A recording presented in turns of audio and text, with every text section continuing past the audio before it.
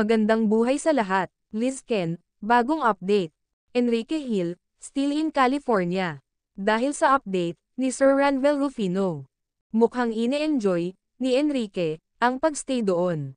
Nag-i-enjoy sila pareho sa ganap ng bawat isa. Samantala, it's Liza's turn.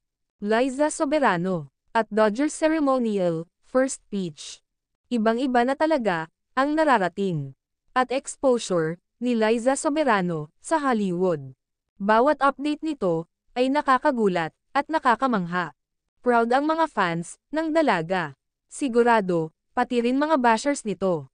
Very pretty, at nag-e-stan ang dalaga sa bawat event na pinupuntahan nito.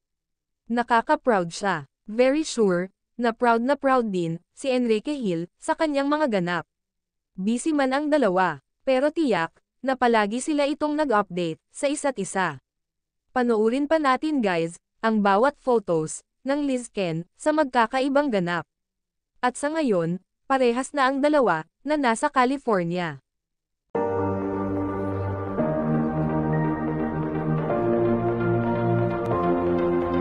If you're someone who needs to hear this, take a breath.